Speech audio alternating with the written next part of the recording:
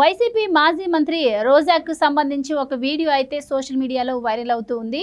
మరి ఇక్కడ ఆంధ్రప్రదేశ్లో మరి తిరుపతిలో ఆవిడ చేసిన భాగోతానికి ఇక్కడ ప్రజలు చీత్కరించుకున్న విషయం మనందరికీ తెలిసిందే. అయితే తాజాగా ఆవిడ మద్రాసులోని ఒక టెంపుల్లో దర్శనానికి వెళ్ళి అక్కడ పారిశుద్ధ్య కార్మికులు ఆవిడతో సెల్ఫీ తీసుకోవడానికి ట్రై చేయగా ఆవిడ వాళ్ళని దూరం జరపడంతో ఇప్పుడు సర్వత్రా అది విమర్శలకు దారితీస్తోంది. అంటే ఎలక్షన్స్కి ముందు అయితే మరి ప్రజలు అంతా నా వాళ్ళు అని చెప్పి వాళ్ళకి ముద్దులు పెట్టి చేసిన ఆవిడ ఇప్పుడు మరి ఎలక్షన్స్ అయిపోయాక మరి వాళ్ళని ఇలా చేత్కరించుకోవడం ఏంటి అంటూ కమెంట్స్ అయితే వినిపిస్తూ ఉన్నాయి. దీని గురించి మరిన్ని వివరాలు తెలుసుకుందాం. మనతో ఉన్నారు senior political journalist Durga Kumar గారు. నమస్కారం. నమస్కారం మా గవర్నర్, మన వీక్షకులు కూడా నమస్కారం. సార్, వైసీపీ మాజీ మంత్రి రోజా ఇక్కడ ఎంత హాట్ టాపిక్గా నిలిచేది అంటే ఆవిడ మనం చూస్తూనే ఉన్నాము. అలాగే ఎన్నో విమర్శలకి గురైన తర్వాత, ఎన్నో అవమానాల తర్వాత ఆవిడకి మంత్రి పదం దక్కటం, దాన్ని కూడా ఆవిడ సద్వినియోగం చేసుకోలేక ఒక్కసారితోనే ఓటమి పాలవడం కూడా మనం చూసాము. అలాగే తిరుపతిలో ఆవిడ చేసిన భాగోతాలు కూడా అధికార మార్పు జరిగిన తర్వాత ఇప్పటికీ మనం వింటూనే ఉన్నాం. అయితే తాజాగా ఆవిడ మరి మద్రాసులో ఏదో టెంపుల్కి వెళ్ళారు. అక్కడ పారిశుద్ధ్య కార్మికులు ఆవిడతో కలిపి సెల్ఫీ దిగడానికి ట్రై చేస్తే ఆవిడ దూరం జరిపారు అని కూడా ఒక వీడియో సర్క్యులేట్ అవుతుంది. సో ఎలా చూడొచ్చు అంటారు సార్ ఆవిడ బిహేవియర్ని?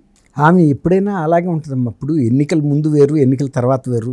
తర్వాత మనుషులు నటించడం వేరు, కృత్రిమంగా మనిషి స్వభావం వేరు.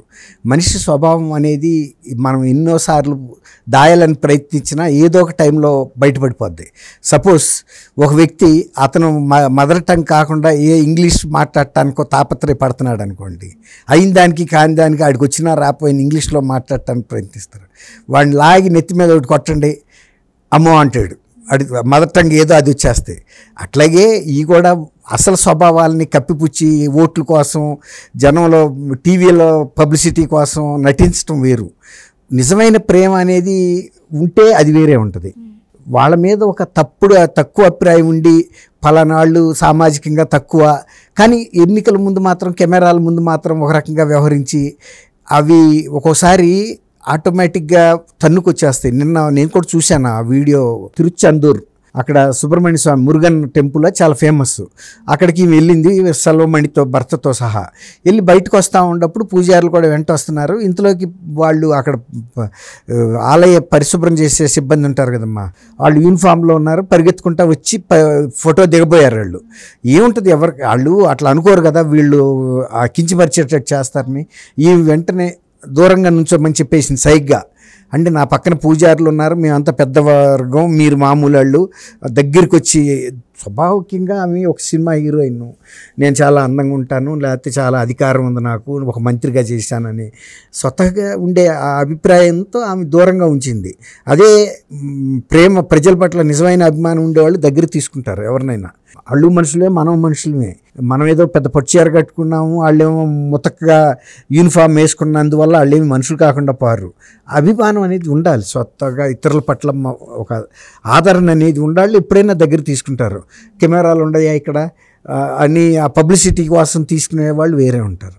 ఇప్పుడు ఈయన జగన్మోహన్ రెడ్డి గారు ఉన్నాడు, అప్పుడు ఆయన పాదయాత్ర చేస్తున్నప్పుడు అందరినీ దూరంగా వెళ్ళేవాళ్ళని కూడా దగ్గరికి తీసుకొచ్చి తల మీద ముద్దులు, నుదుటి మీద ముద్దులు, బుగ్గ మీద ముద్దులు, ఎక్కడ ఏదనేది లేదు. కానీ మరి ఆ తర్వాత అధికారంలోకి వచ్చిన తర్వాత ఎవరినన్నా ముద్దులు పెట్టుకోవటం మనం చూసామా? అసలు ఇంటికి రానిచ్చాడు ఆయన ఎవరినన్నా? అది అసలు స్వభావం. అది జనం కోసం, ఓట్ల కోసం స్వభావం, బయట పబ్లిసిటీ ఇచ్చుకోవడానికి. అది ఈమె ఇంతకుముందు టీటీడీలో కూడా విపరీతంగా జనాలను తీసుకెళ్ళి టీటీడీ తనకుండే శాసనసభ్యురాలుగా ఉన్న అధికారాన్ని డబ్బులుగా మార్చుకుంది. ఇక ఇప్పుడు అది ఇక్కడేం చెలటల్లా. ఇక ఇప్పుడు ఈ మురుగన్ టెంపుల్స్ అటు తిరుగుతుంది. లేకపోతే వెంకటేశ్వర స్వామి టెంపుల్కి వెళ్ళినప్పుడల్లా కనీసం ఆమె కొన్ని లక్షల్లో దండుకునే అంత ఆదాయం ఉండేది గతంలో ఆమెకి. ఇంతకుముందు ఆ నియోజకవర్గం, నగిరి నియోజకవర్గంలో ఒకసారి ఏదో కార్యక్రమంలో కూడా ఎవరో దూరంగా నుంచి మాట్లాడుతుంటే ఒక అధికారి అనుకుంటా, ప్రభుత్వ అధికారి, మేమేమో ఎస్సీలం కాదు దగ్గరికి వచ్చి మాట్లాడినాంది. ఏం మాట అది? ఏమన్నా కరెక్ట్ మాట అనొచ్చు అది? అంటే ఎస్సీలు అయితే ఇవి దూరంగా ఉండి మాట్లాడుతుందా? బహిరంగ ప్రదేశాల్లో ఉన్నప్పుడు మనం ఏం మాట్లాడుతున్నాము ప్రజా జీవితంలో అనేది కొంతైనా ఒక అవగాహన ఉండాలి మనిషికి. మనం తెలియకుండా అట్లాంటి మాటలు మాట్లాడిన మనిషి వాళ్ళని కూడా దూరంగానే పెట్టింది. పాపం వాళ్ళు కూడా ఒక్క అడుగు కూడా ముందుకు వేయలేక ఆ దూరంగా ఉండే ఫోటో దిగి వెంటనే వెళ్ళిపోయారు. అసలు ఫోటో తీశారా లేదా అని కూడా పాపం వాళ్ళు ఒక రకంగా కంగు తిన్నారు. ఎప్పుడైతే అక్కడే నుంచోమందో ఆగిపోమంది కదా, వాళ్ళు కూడా మనసు చివుక్కుమని ఇక వెంటనే వెళ్ళిపోయారు. ఇంకా వాళ్ళు ఏమనుకున్నారంటే ప్రేమతో దగ్గరికి తీసుకుంటుంది అనుకున్నారు తప్ప మీరు వేరు అన్నట్టు చేస్తేనే వాళ్ళు ఊహించలే, షాక్ తిన్నారు వాళ్ళు కూడా. రైట్. గతంలో మనం చూసాం కరోనా టైంలో కూడా ఇలాంటి పారిశుద్ధ్య కార్మికులకు స్వయంగా ప్రధానమంత్రి కాళ్ళు కడిగిన సందర్భం మనం చూసాము. మరి ఇలా అధికారం ఉన్నప్పుడు ఒకలా, అధికారం ముందు ఒకలా, అధికారం పోయిన తర్వాత ఒకలా బిహేవ్ చేసేవాళ్ళు రాజకీయాలకు అవసరం అంటారా? అసలు ఇప్పటికే ఆవిడకి ఒకసారి పదవి కట్టబెడితేనే ఎన్నో ఆరోపణలు ఎదుర్కొన్నారు. ఇలాంటి వాళ్ళు అసలు రాజకీయాల్లో రాణించే అవకాశం ఉంటుందంటారా? అంటే ప్రజలు కూడా ఒకసారి మోసపోతారు కదమ్మా. ఇప్పుడు మొన్న ఎన్నికైన 2019లో ఎన్నికైన ప్రభుత్వం అర్హత గల ప్రభుత్వం కాదు. అది ఎప్పుడు తెలిసింది ప్రజలకి? వాళ్ళు చెప్పిన హామీలు అయితే నమ్మారు, ఓటేశారు. కానీ 2024 ఎలక్షన్ వచ్చేరాక భరించక తప్పలా. అప్పుడు ఇది మనకు అర్హత కలిగిన ప్రభుత్వం కాదు, మనం తప్పుపడ్డామని తెలిసింది. ఇప్పుడు రోజా గారి విషయంలో కూడా ప్రజలు తప్పుపడ్డారు. పడి ఇవాళ మన మినిస్టర్గా చేసిన తర్వాత కూడా ఈ మాకు అక్కర్లేదు, ఈ గొప్పతనం మాకు అక్కర్లేదు అని బుద్ధి చెప్పారు కదా. అట్లాగే తప్పు అనేది ఏ స్థాయిలో అయినా ఎప్పుడైనా జరుగుతుంది. దాన్ని ఒక అవకాశం వచ్చినప్పుడు ప్రజలే దిద్దుకుంటారు. ఎవరైతే తప్పు చేశారో వాళ్ళే దిద్దుకుని గుణపాఠం చెప్పగలరు. అందులో నుంచి గుణపాఠాలు నేర్చుకునే శక్తి వీళ్ళకుందా లేదా అనేది మనం ఇప్పుడు చెప్పలేము. ఇప్పుడు ఆ స్వాభావికంగా వచ్చిన బుద్ధులు తొందరగా పోవు, పుట్టుకతో వచ్చిన బుద్ధులు పుడకలతోనే పోతాయని మేము ఫలానా అగ్రవర్ణాలం, మేము దేశాన్ని పరిపాలిస్తానికి వచ్చిన వాళ్ళం, లేకపోతే మాకు ఇంత హంగు ఉంది అంత హంగు ఉంది, లేకపోతే ఇన్ని కార్లు ఉన్నాయి అన్ని కార్లు ఉన్నాయి, మీరేంటి అనే ఆ భావన, చులకన భావం. ఇప్పుడు మీరు అన్నారు మోడీ గారికి ఆ భావన ఉండదు. ఇప్పుడు మీరు అన్నట్టు దేశాన్ని వాళ్ళు ఆ రోజు పరిశుభ్రంగా ఉంచబట్టే కరోనా ఉధృతి నుంచి దేశం బయటపడగలిగింది. అది తెలియాలి. ప్రతి వృత్తికి వాళ్ళకి మనం గౌరవించాలి. గతంలో ఇట్లా దూరం లేదు, మధ్యలో వచ్చింది అంటూ సొంటూ అని.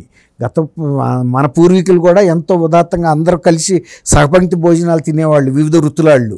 కానీ తర్వాత జరిగిన ఈ కుహన సంస్కృతితో ఇలాంటి కొత్త పద్ధతులు వచ్చినాయి, అంటూ ముట్టు అని.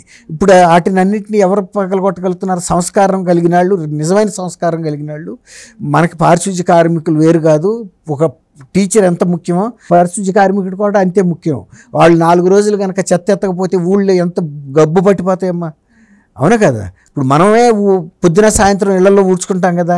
అట్లాగే మరి వీధులు ఊడ్చేది ఎవరు? మన ఇల్లు అంటే మనం ఊడ్చుకుంటున్నాం, వాళ్ళే కదా అన్ని జబ్బులకి ఎక్స్పోజ్ అయ్యి ఆ తల్లులు క్లీన్ చేయబట్టే కదా ఆ రోజు కరోనా టైంలో కూడా భారతదేశం ఇంత మాత్రం తక్కువ నష్టంతో బయటపడగలిగిందంటే వాళ్ళకి మనం మొక్కాలి. అందుకే ప్రధానమంత్రి మోడీ గారు వాళ్ళందరినీ పాదపూజ చేశాడు.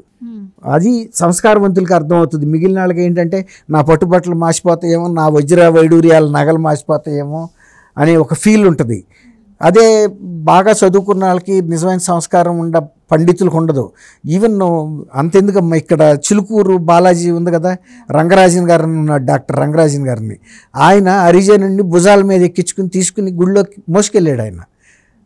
వాళ్ళు ఆర్థడాక్స్ ఇది పూజారులు అంటాం, కానీ వాళ్ళకు కూడా చాలా సంస్కారవంతమైనటువంటి భావం కలిగిన వాళ్ళు ఆ కుటుంబం. ఎక్కడో తమిళనాడు నుంచి ఎప్పుడో వచ్చారు వాళ్ళు, 3-4 తరాల ముందు. ఇవాళకి ఇక్కడ మమేకం అయిపోయారు. సౌందరరాజన్ అని వాళ్ళ నాన్నగారు రంగరాజన్ను, ఆయన కూడా రిజిస్ట్రార్గా చేశాడు వాళ్ళ నాన్నగారు కూడా ఉస్మానియాకి. అట్లా చదువుకున్న వాళ్ళకి తెలుస్తుంది ఇందులో ఏంటి మన సంస్కృతి ఏం నేర్పింది అనేది. మిడిమిడి జ్ఞానం ఉండాలి, ఇట్లా బిహేవ్ చేస్తారు ఇప్పుడు రోజా గారు చేసినట్టే. థ్యాంక్ యూ అమ్మ గోవర్ధనమ్మ వీక్షకులు.